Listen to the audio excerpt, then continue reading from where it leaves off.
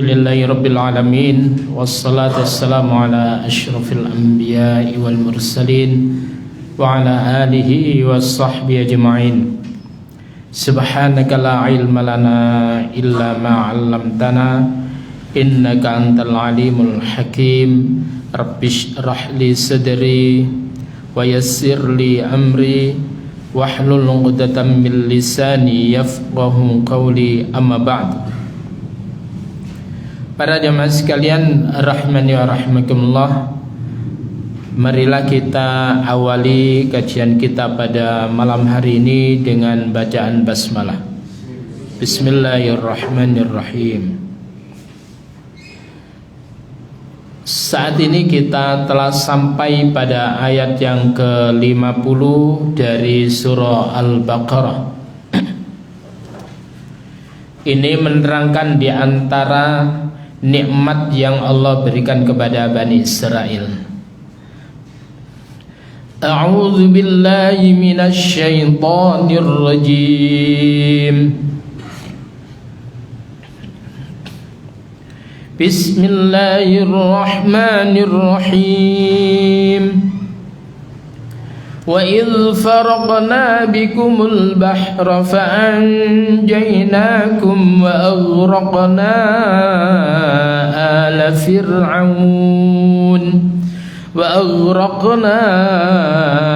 آلَ فِرْعَوْنَ وَأَنْتُمْ تَنْظُرُونَ. وَإِذْ, dan ingatlah ketika faraqna, kami membelah. Faraqah itu artinya membelah. Firqah itu belahan-belahan sehingga menjadi golongan-golongan. Dalam rumah tangga ketika suami istri itu kemudian cerai, itu dikatakan firaq. Firaq dia. Maka orang yang bisa memisahkan mana yang benar, mana yang salah, orang itu dikatakan al-faruq.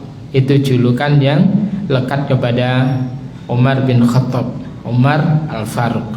Karena begitu masuk Islam langsung kemudian kecerdasan spiritualnya luar biasa. Dia mampu memisahkan, membedakan mana yang salah, mana yang benar. Lalu kemudian apa? Wa idz faraqna, dan ingatlah ketika kami belah bikum, dengan membawa kalian al-bahra, melintasi laut. Fa'anjainakum, maka kami selamatkan kum kalian, wa aghraqna, dan kami tenggelamkan ala Fir'aun, yaitu pasukan Fir'aun, wa antum tanzurun, sedang kalian menyaksikan. Para jamaah sekalian rahimani wa rahimakumullah, ayat ini menerangkan betapa Bani Israel itu mendapatkan satu nikmat yang luar biasa dari Allah, yaitu Allah Subhanahu wa ta'ala selamatkan Bani Israel dari kejaran Fir'aun kala itu. Pada saat Nabi Musa dan Harun menghadapi tukang-tukang sihirnya mereka, maka kemudian Musa dan Harun itu dimenangkan oleh Allah. Lalu kemudian tukang-tukang sihirnya Fir'aun itu kemudian beriman kepada Allah, beriman kepada nabinya apa? Tuhannya Musa dan Harun. Lalu kemudian kekalahan yang dialami oleh Fir'aun itu tidak kemudian mereka tunduk kepada Nabi Musa, tetapi justru kemarahan bertambah luar biasa. Maka kemudian mereka rapat. Hasil rapat itu diputuskan bukan PPKM, tetapi hasil rapat itu adalah untuk mengejar, memburu, dan membunuh daripada Musa dan Bani Israel semuanya itu. Maka kemudian Allah Subhanahu wa ta'ala perintahkan kepada Nabi Musa untuk supaya membawa seluruh Bani Israel untuk menuju kepada sebuah negeri yang dijanjikan oleh Allah, yaitu Baitul Maqdis atau Palestina sekarang ini. Para jamaah sekalian rahimani wa rahimakumullah, ketika kemudian Nabi Musa itu kemudian lari Jadi sebelum subuh harapannya itu adalah sudah keluar dari kota Mesir kala itu. Maka ternyata kemudian Nabi Musa tidak bisa melanjutkan. Kenapa? Karena di hadapannya itu adalah terbentang lautan. Lautan yang luar biasa. Sedang Nabi Musa dan Bani Israel tidak memiliki kapal, tidak memiliki perahu untuk menyeberangnya. Dan mereka tidak pernah terlatih untuk berenang. Maka kemudian Allah subhanahu wa ta'ala melihat kejadian itu di saat Bani Israel itu kemudian bingung, sebagaimana yang diungkapkan oleh Allah subhanahu wa ta'ala, yaitu di dalam surat yang ke-26 mulai pada ayat yang ke-61 sampai pada ayat yang ke-67. Jadi dikejar oleh Fir'aun dengan segenap kendaraan yang luar biasa, kuda-kuda pilihan mereka. Dan kemudian sedang apa? Nabi Musa serta Bani Israel tidak memiliki kendaraan. Nah, apa kata Allah? فَلَمَّا تَرَاءَى الْجَمْعَانِ قَالَ أَصْحَابُ مُوسَى إِنَّا لَمُدْرَكُونَ قَالَ كَلَّا إِنَّ مَعِيَ رَبِّي سَيَهْدِينِ. Falamma, maka ketika tara'a, saling bisa melihat. Siapa? Al-Jam'ani, kedua pasukan, pasukan Nabi Musa dan pasukan Fir'aun. Artinya tidak jauh, ya kira-kira 1 mil itu bisa saling bisa melihat. Maka apa yang terjadi? Qala, berkatalah ashabu Musa, yaitu pengikut-pengikut Nabi Musa, sahabat-sahabat Nabi Musa. Apa kata mereka? Inna lamudrakun, inna, sesungguhnya kami, lamudrakun, sungguh kami adalah orang-orang yang akan disusul. Gimana ini Nabi Musa? Mereka sudah dekat. Wah, kita ini disusul, kita akan ditangkap, kita akan dibunuh. Bagaimana ini? Kenapa? Ke depan tidak bisa. Mereka maju nggak bisa karena ada lautan di belakang, ada pasukan Fir'aun. Nah, para jamaah sekalian rahimani wa rahimakumullah, sebagai seorang pemimpin kala itu Nabi Musa tidak panik. Coba kalau pemimpin juga ikut panik gimana? Akan muncul solusi enggak? Tidak akan itu. Misalkan ketika malam hari ini, lalu kemudian kilat menyambar-nyambar, petir menyambar-nyambar, lalu kemudian mati lampu. Ya, mati lampu, wis hujan luar biasa, kemudian anaknya takut. Terus bagaimana kalau orang tuanya itu takut juga? Nyaman nggak jadi anak? Ya, nggak nyaman. Orang tua yang luar biasa itu ketika anak takut, meskipun sakjane wedi wong tuane, ya, tapi kemudian disembunyikan itu ketakutannya demi untuk menenangkan putranya.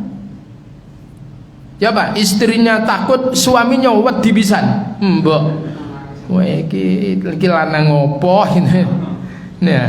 Nah, pemimpin itu ketika rakyatnya itu panik, maka pemimpin itu harus bisa menenangkan rakyatnya.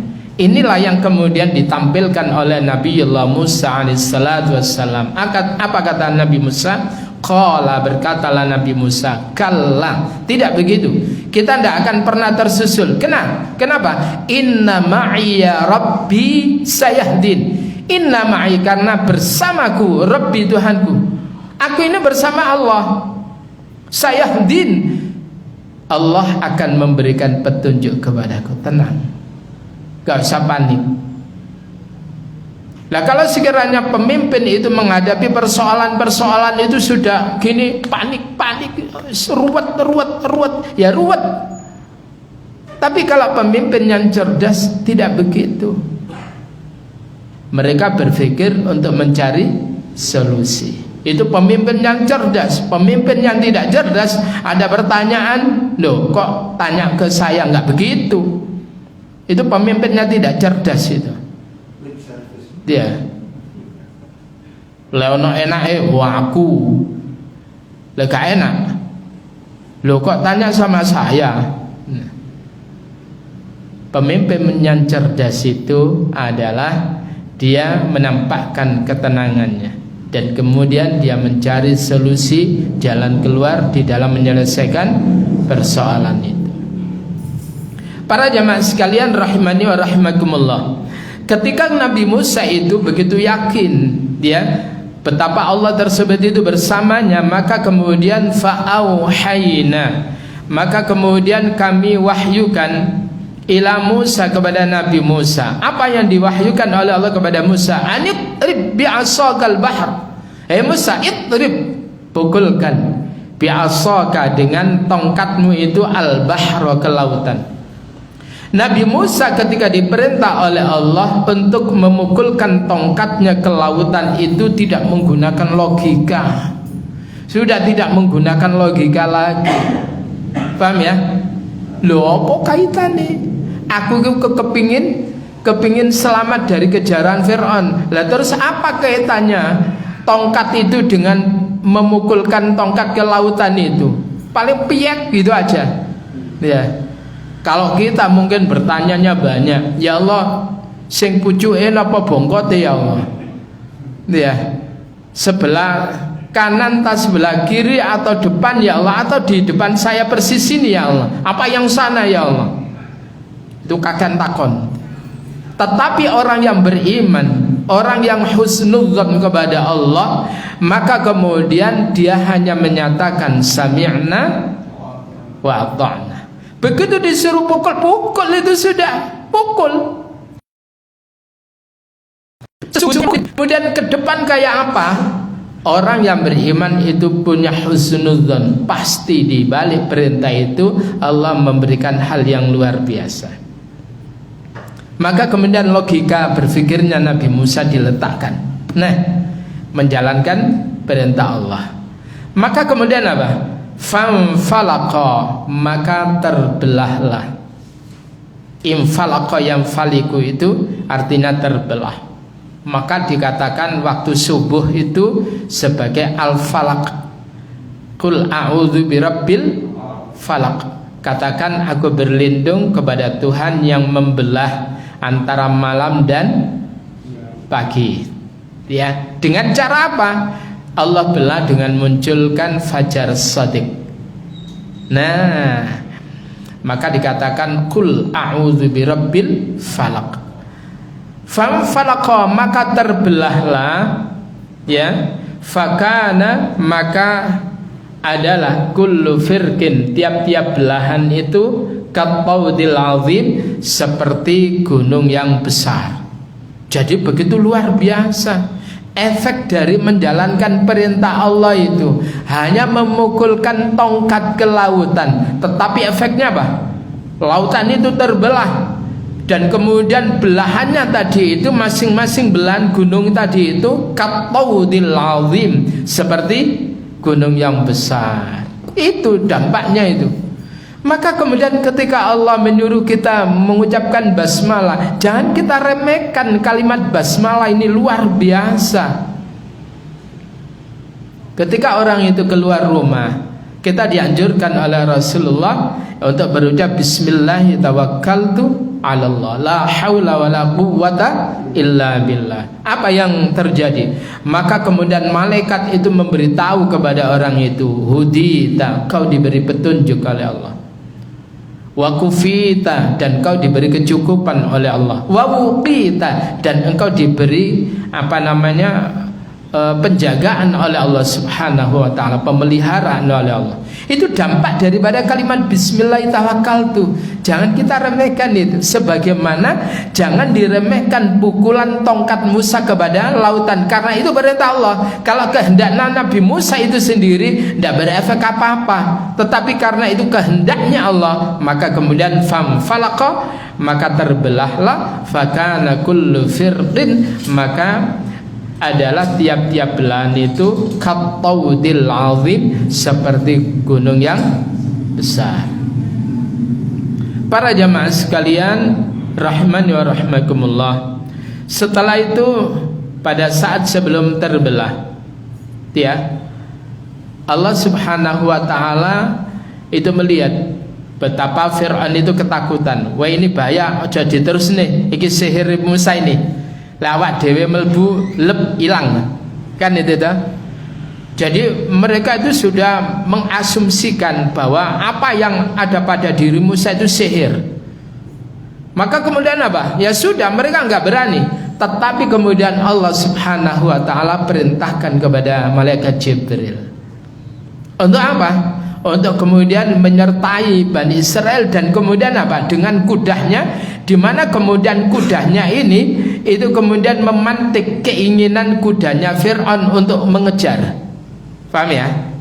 Jadi kudanya Jibril tadi itu. Maka kemudian apa? Yang ngeringik sambil jinggrang gitu, dia ginjerang itu akhirnya apa? Setelah itu kemudian Fir'aun itu berpikir, waduh, iki kuda ini kalau kudu nguber, berarti instingnya kuda ini kan kuat, itu berarti aman. Paham ya? Maka itulah kata Allah, wa azlafna, dan kami dekatkan sama di sana al-akharin, yang lain. Artinya apa? Kami dekatkan Fir'aun yang tadinya itu enggak berani untuk nyeberang, akhirnya masuk menyeberang dengan cara dipantik tadi itu. Tetapi kemudian jamaah kita menyadari ketika Jibril itu kemudian turun, ya, dengan mengendarai kudanya. Setiap kaki kuda itu mengenai tanah yang ada di lautan tadi itu, yang kering tadi itu kemudian menjadi subur langsung. Itu dampaknya. Dan itu dibaca oleh Samiri, dan itu kemudian bekas langkah Jibril itulah yang kemudian diambil tanah itu untuk kemudian nanti sebagai campuran ketika membuat anak sapi dari emas. Samiri itu bukan orang beriman, pura-pura beriman, ya. Para jamaah sekalian, setelah kemudian didekatkan sana, apa yang terjadi?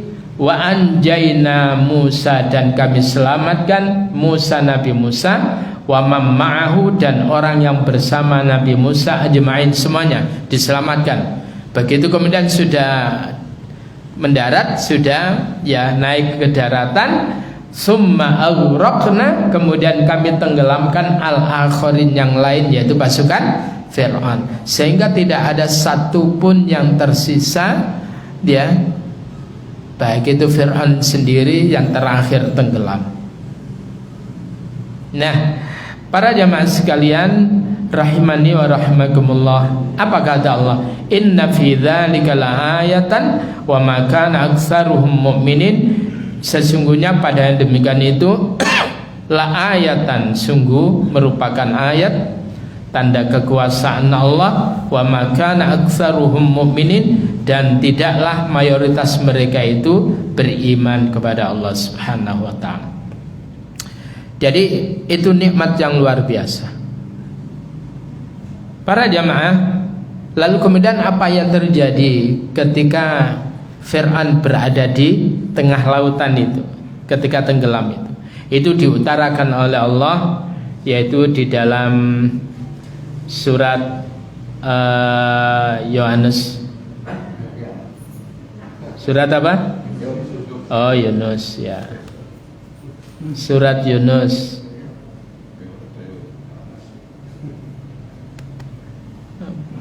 Kawagatono Yohanes barang.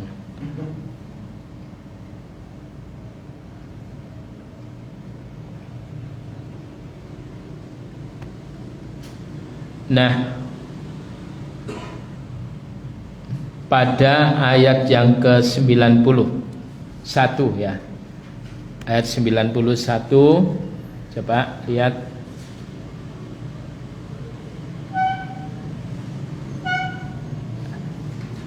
Eh, 90 ya. Mulai 90 sampai 91.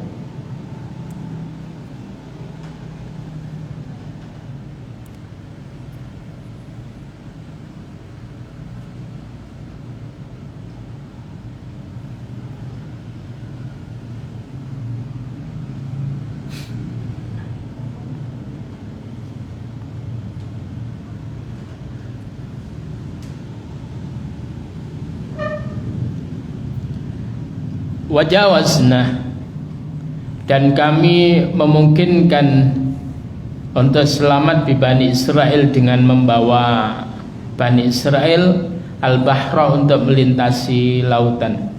Artinya kami selamatkan Bani Israel untuk menyeberangi lautan itu. Fa'atba'ahum Fir'aun, fa'atba'ahum, lalu mengikuti mereka, mengikuti Bani Israel siapa? Fir'aunu wa junuduhu, yaitu Fir'aun dan bala tentaranya, baghyan, dengan penuh kedengkian, wa adwan, dan permusuhan.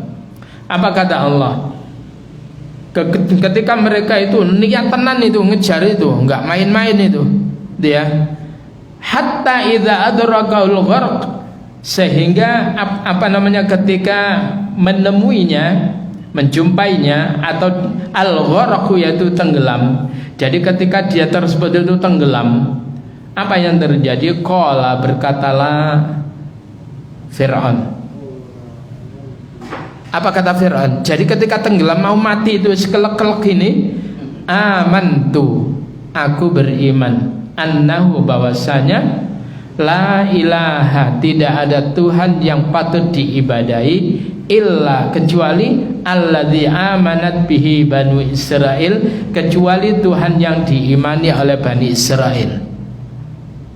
Kira-kira Fir'aun ini kalau dalam bahasa sekarang itu kan baca kalimat syahadat itu, dia mengatakan amantu annahu la ilaha illalladzi amanat bihi banu Israel wa ana minal muslimin, dan aku adalah termasuk orang-orang yang berserah diri.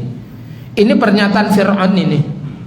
Jadi ketika mau meninggal dunia, ketika tenggelam itu, mau mati itu, kemudian apa? Dia berucap kalimat itu. Apakah diterima taubatnya oleh Allah? Maka Allah katakan, al-ana, mengapa baru sekarang? Ya, kamu ngomong gitu. Oh, gak wingi-wingi, gak mau-mau. Wa qad asaita, dan sungguh asaita, engkau telah melakukan kedurhakaan qablu, sebelumnya, wa kunta minal mufsidin, adalah engkau adalah orang-orang yang suka berbuat kerusakan. Engkau termasuk dari golongan orang-orang yang berbuat kerusakan. Kenapa baru sekarang? Artinya Allah subhanahu wa ta'ala tidak menerima taubatnya Fir'aun, keislaman Fir'aun, keimanan Fir'aun. Kenapa? Karena itu diucapkan saat nyawa berada di kerongkongan. Maka Nabi menyatakan, innallaha la yaqbalu taubata, ya, innallaha yaqbalu taubata ma lam yugharghir, sesungguhnya Allah itu menerima taubat seorang hamba malam yugharghir, selagi nyawanya belum di kerongkongan.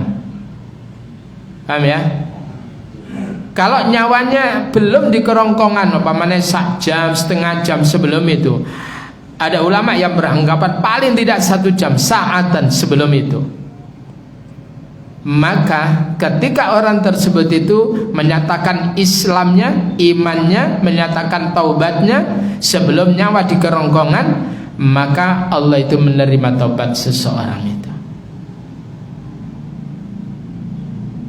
Nah, para jamaah sekalian rahimani wa rahimakumullah, andai kata itu diterima oleh Allah, Fir'aun itu langsung masuk surga ini, ya. Nah, ini para jamaah sekalian, ini adalah yang terkait dengan apa? Peristiwa Nabi Musa menyeberangi lautan ketika dikejar oleh Fir'aun. Para jamaah sekalian, coba kita belajar menganalogkan. Andai kata jenengan itu ada di laut, lalu kemudian ada gelombang nggak gini, gimana? Kira-kira seneng apa wedi? Lain dengan peselancar. Peselancar itu golek sing ngene-ngene iki. Ini adalah eksotik gitu. Dia, wah ini untuk melatih kecerdasan selancarnya itu. Nah, lah saiki koyo ngene iki. Pas sampean praune ning kene gimana kira-kira? Praune ning kene. Wis kene. Piye? Sak garu-garuan kepoyo-kepoyo. Tapi kepoyo-kepoyone ning ngene laut kan ndak ketara. Ya. Jadi kayak gini nih. Ini belum yang ditampilkan oleh Allah seperti terbelah tadi itu tinggi. Nih ya. Nah, para jamaah, laut yang diseberangi oleh Nabi Musa itu ini dari Mesir kan? Dari Mesir. Saumpamanya dari Mesir ini itu kemudian lari ke sini kan ya iso sih. Ya toh? Iso sih kan di sini. Lalu kemudian tanpa menyeberang neng gene Palestina. Bisa enggak? Bisa. Tetapi Allah perintahkan bukan lewat situ. Paham ya? Jadi sengaja Allah tersebut itu menyuruh Nabi Musa tersebut itu adalah lewat sini. Supaya apa? Allah punya rencana menenggelamkan Fir'aun yang gini kan aman. Paham ya? Inilah. Jadi kalau dalam bahasa itu maha cerdasnya Allah Subhanahu wa ta'ala, kemahahebatan Allah di dalam membuat makar tersebut itu luar biasa. Ya padahal ya ini ya gak apa-apa itu. Tetapi kemudian Nabi Musa diperintah lewat kene. Karena Nabi itu gak sakar PDW, Melayu gak sakar PDW itu. Tapi ada arahan, ada petunjuk. Lewong saiki kandhane ngono. Wis Google Map kan gitu. Untung biyen ora ono itu. Nah, para jamaah sekalian rahimani wa rahimakumullah. Nah, kalau sampai itu ke Arab Saudi, lalu kemudian jenengan berada di wilayah Jeddah, paham ya? Di Jeddah itu ada, ini kan Laut Merah itu. Nah, Laut Merah itu ya di sini nih, paham ya? Itu melintas ke Mesir. Nah, ke sana itu ke Palestina, sini Jordan, sini Kuwait, sini Irak. Nah, para jamaah sekalian rahimani wa rahimakumullah. Nah, ini lewat peta ini kan kita tahu. Jadi waktu perjalanan Nabi Musa itu. Nah, ini kalau dalam petanya ini. Nah, ya. Di sini ada Egypt, ada Mesir sini. Menyeberang duduk rene, tetapi ke sini golek sing ombo, sing jero. Ya, jadi gak main-main lautnya ini. Ceweronya itu luar biasa ini. Ini terusan Suez. Ya, Suez, bukan Swiss. Ya, nah itu ya. Nah, Laut Merah atau bahasa Arabnya adalah Al-Bahrul Ahmar, atau laut ini namanya adalah sebelum jadi Laut Merah itu disebut Kulzum, Al-Bahrul Kulzum dia. Kenapa dikatakan Laut Merah? Setelah terjadinya penenggelaman Fir'aun dan bala tentaranya berdarah-darah itu, bagaimana enggak berdarah? Lawan diplak gitu, disatukan. Yang tadinya membelah itu, kalau apa yang terjadi di Aceh itu, ya tsunami kun satu arah aja nabraknya. Bagaimana kalau dari sini kanan kiri nabrak, cepret gimana? Ya penyet zaman. Ini yang terjadi pada Fir'aun dan bala tentaranya itu. Jadi namanya Laut Kulzum.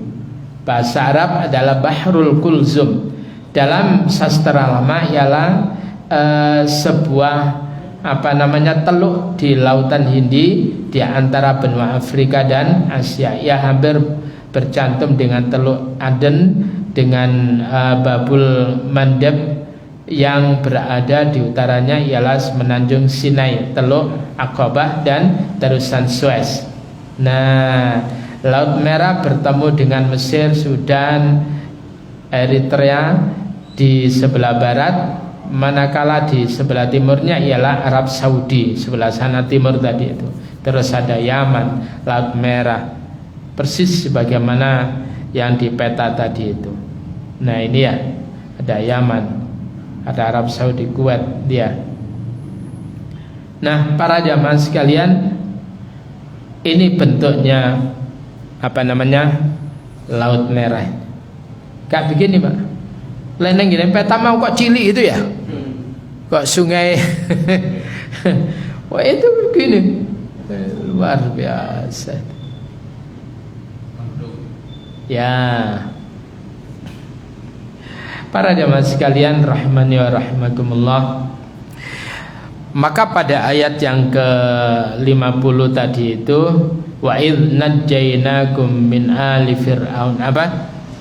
Wa idz faraqna bikumul bahra fa anjaynakum wa aghraqna ala fir'aun wa antum tanzurun. Kalian itu menyaksikan loh ketika Allah menyelamatkan kalian dan ketika Fir'aun itu ditenggelamkan oleh Allah, kalian itu ndelok, menyaksikan itu. Ya. Jadi kalau gambarannya kayak begini nih, gambarannya kayak begini nih. Nah, ini belahan-belahan yang tinggi sekali. Sedang ini Fir'aun apa namanya, Nabi Musa dan kaumnya menyeberangi. Maka di dalam kitab At-Tabari, tafsir At-Tabari itu diterangkan bahwa tidak satu jalan ini, tetapi ada 12 jalan. Kenapa? Karena Bani Israel terdiri dari 12 suku. Masing-masing yo kepingin duwe dalan dewe-dewe. Wallahu alam. Ya. Nah, kemudian harapannya Allah itu adalah ketika mereka diselamatkan itu ya wis dadi wong apik kan gitu toh. Harapannya itu. Tetapi sebelum kita melanjutkan itu coba ya. Jadi membelah, jadi laut tadi yang diseberangi oleh Nabi Musa ya di sini bukan di sini. Nah, kemudian Nabi Musa itu kemudian menuju ke apa namanya, dari Mesir menuju ke sini. Kalau kita lihat itu keturunan Rahil, Yakub itu kan bapaknya apa namanya, Bani Israel moyangnya, punya istri 4, ada Rahil ya, ada Lea, kemudian Bilha ini adalah apa ini, budaknya Rahil, kemudian Zilfa itu budaknya Lea. Nah, dari 4 ini kemudian punya anak 12 ya. Ini adalah perjalanan Nabi Musa ya, dari Mesir itu kemudian menuju ke nanti ke Palestina. Nih masuk Palestina. Jadi duduk cerut sini bukan, tapi luar sini. Ini ada maksudnya ini. Nah,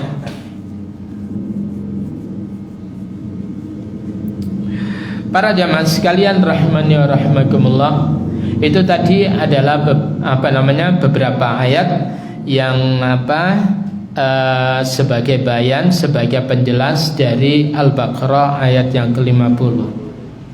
Udah paham?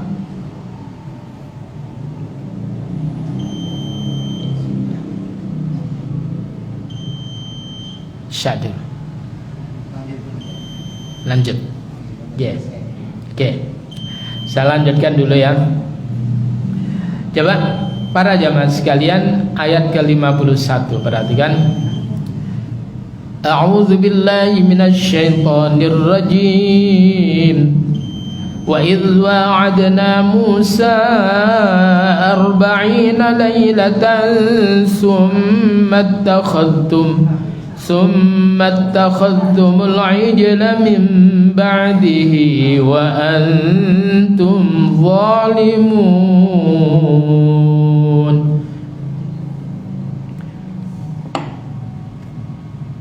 Mumpung anget.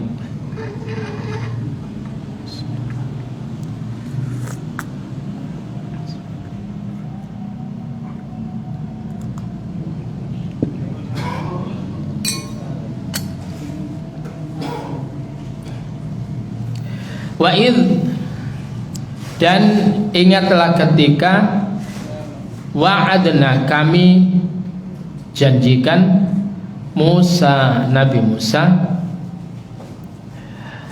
40 apanya? Lailatan, malam. Dan ingatlah ketika kami berjanji kepada Nabi Musa, yaitu 40 malam. Summa, kemudian ittakhadtum, summa takhadtum, kemudian kalian menjadikan al-ijla. Al-ijla apa? Anak sapi. Bahasa Perancisnya pedet. Ya, bahasa Perancisnya pedet.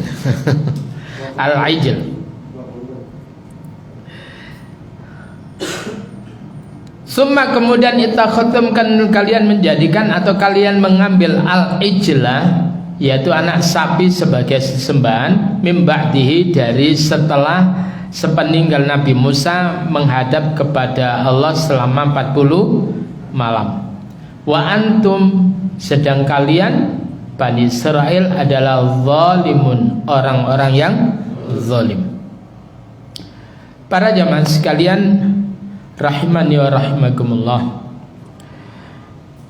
Allah Subhanahu wa ta'ala itu memberi informasi kepada Nabiullah Musa alaihissalatu wassalam bahwasanya Nabi Musa tersebut itu adalah dikasih apa? Dikasih janji oleh Allah untuk menghadap kepada Allah, menerima Taurat selama 40 malam. Kalau apa yang diriwayatkan oleh Imam Ahmad, mulai tanggal berapa Taurat itu diterima? Mulai tanggal 6 pada bulan Ramadan sampai Syawal tanggal 16 dia. Jadi wa unsilatit Tauratu, dan Taurat itu diturunkan li sittin madhain min Ramadan, pada tanggal 6 bulan Ramadan. Nah, para jamaah sekalian rahimani wa rahimakumullah, kalimat tadi yaqulu ta'ala wadhkuru ni'mati 'alaikum fi 'afwi 'ankum. Jadi Allah berfirman, ingatlah akan nikmatku yang aku berikan kepada kalian. Apa itu? Fi 'afwi 'ankum, yaitu dalam apa? Maafku, aku memberikan maaf itu angkum dari kesalahan kalian.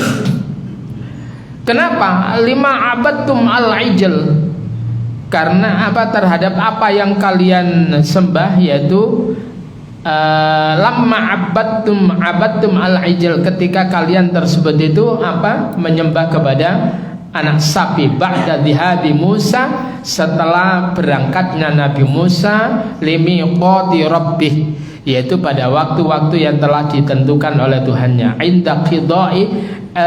Inda inqidai amadil mawa'idati wa kanat 40 yauman, yaitu sampai selesainya ini selama apa? 40 hari. Wa ya al-madhkura fil a'raf, itulah firman Allah yang disebutkan di dalam surah Al-A'raf fi qaulihi ta'ala, yaitu dalam surat Al-A'raf ayat 142. Wa wa'adna Musa 30 lailatan wa atmamna bi'ashrin fatamma miqatu rabbih 40 laila. Coba silakan ayat 142 ya.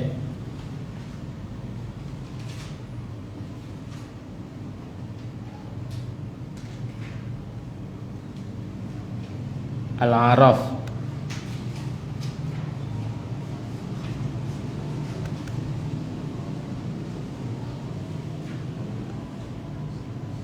Guys.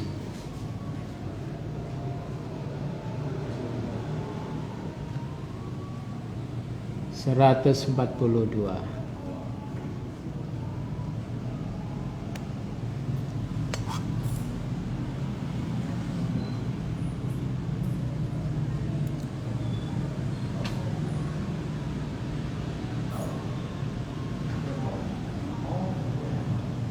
Wa wa'adna Musa, dan kami janjikan kepada Nabi Musa salasina lailatan, yaitu 30 malam. Wa atmamnaha, dan kemudian kami sempurnakan 30 malam itu bi asyrin, dengan 10 malam lagi. Fatamma, maka menjadi sempurna miqatu rabbih, yaitu waktu-waktu yang telah ditentukan Tuhannya, yaitu arba'ina lailah, yaitu menjadi 40 malam.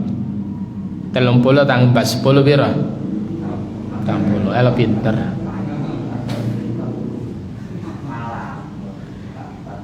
Waqala, dan berkata, jadi arba'atun itu 4, arba'in 40. Kalau arba'in itu kan orang apa mengenal ketika haji itu ya.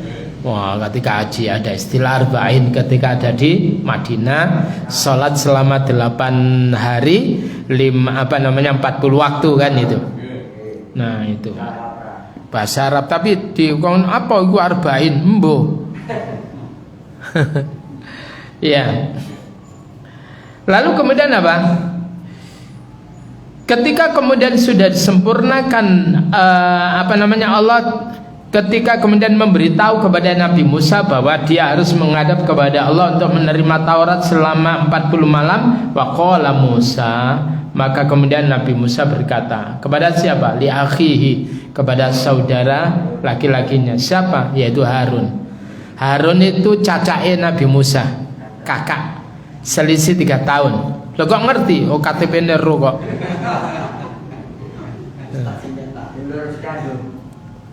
Ya. Iya, saudara kandung. Saudara kandung. Memang selisih 3 tahun. Iya.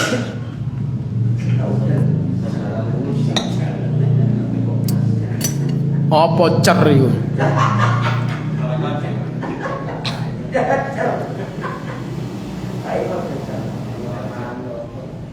Apa kata Nabi Musa, pesannya kepada Nabi Harun?